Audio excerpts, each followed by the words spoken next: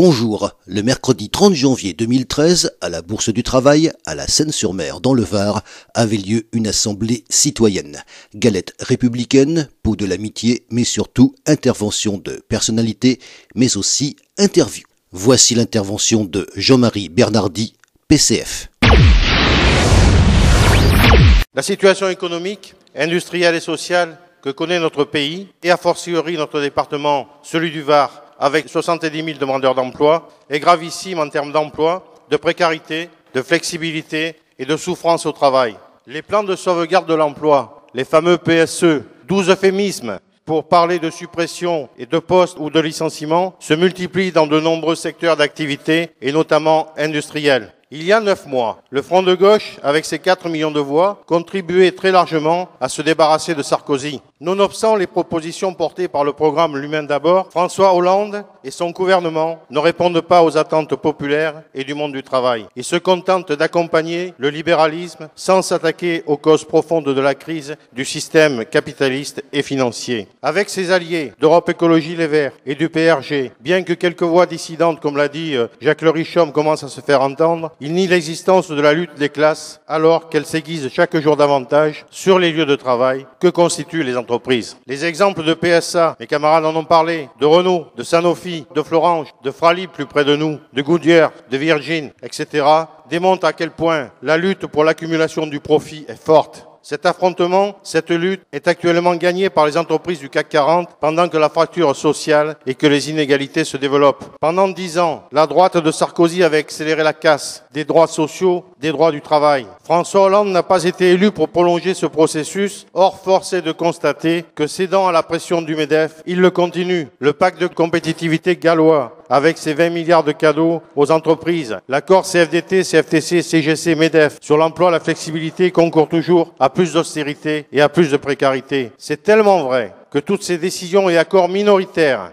signés par quelques organisations syndicales visant à faire baisser le coût du travail ont tous été salués par Parisot, la patronne du MEDEF, qui veut aller encore plus loin. Depuis des années, tous les dispositifs patronaux, managériaux, visent à reprendre au salariat les acquis construits à la libération avec le Conseil national de la résistance ou ceux arrachés par les grandes luttes comme celle de 1968. En attendant, le Code du travail devient une coquille vide pour les salariés du secteur privé. Que les pouvoirs de droite au service du MEDEF aient favorisé de telles dérives, on peut comprendre pourquoi. Mais que des gouvernements dits de gauche le fassent, c'est pour le moins contradictoire et incompréhensible aux yeux des salariés et des citoyens qui attendent un réel changement. Pour bien appréhender la situation actuelle, il faut bien connaître la stratégie du patronat qui, depuis des années, de 1970 à 1990, et puis jusqu'à aujourd'hui, brutalement ou par dose parfois homéopathique, sous couvert de révolution managériale, a permis le délitement des critères collectifs du travail et celui des collectifs de travail. Dans une France où près de 90% de la population active est salariée, il est inimaginable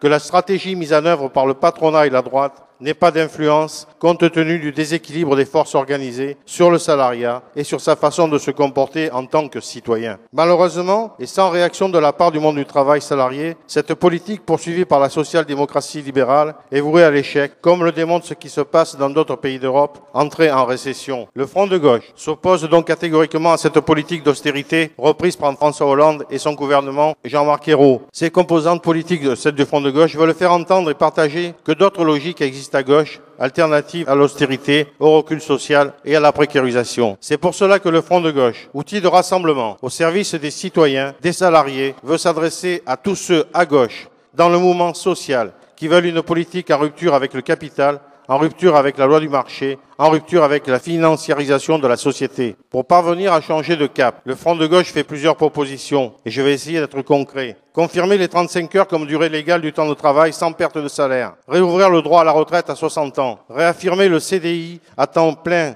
comme la norme de contrat de travail. Utiliser le CDD dans un cadre très strict et sous contrôle des IRP, les institutions représentatives de personnel. Renforcer les effectifs de l'inspection du travail, et on se doute pourquoi. Interdire le temps partiel imposé, supprimer la rupture conventionnelle, augmenter le pouvoir d'achat, blocage des loyers sur 2 ans, suppression des franchises médicales, 100% de remboursement sur les lunettes et soins dentaires. Et puisque je viens de parler du secteur médical, n'oublions pas que nous sommes ici à la Seine, où 2 centres hospitaliers, la clinique Malartic et l'hôpital, sont en réel danger. Alors battons-nous pour faire abroger les lois Mattei à la tarification à l'acte et la loi Bachelot.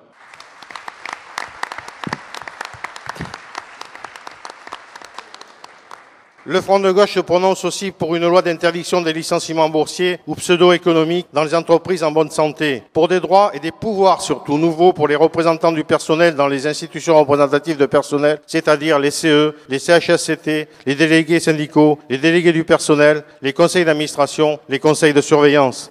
Pour un droit de préemption des salariés en cas de dépôt de bilan ou de délocalisation, le Front de gauche, et j'en terminerai par là, se prononce aussi pour une sécurité sociale professionnelle. Comment? En offrant aux salariés un nouveau statut, les assurant de la continuité de leurs droits, de leur formation, de leur protection sociale, de leur ancienneté tout au long de leur parcours et de leur vie professionnelle, qu'elle ait été ponctuée ou pas par des périodes de perte d'emploi ou d'inactivité.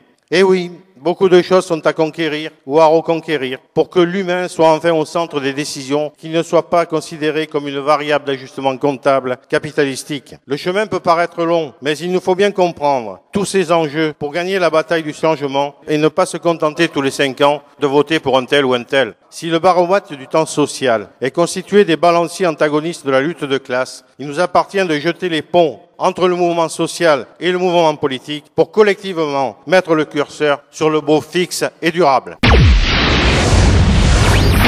N'hésitez pas à écouter aussi les autres interventions et interviews faites au cours de cette soirée. Retrouvez nos modules sur la chaîne YouTube FDG La Seine-sur-Mer et sur le portail le Sud 83 FR/politique.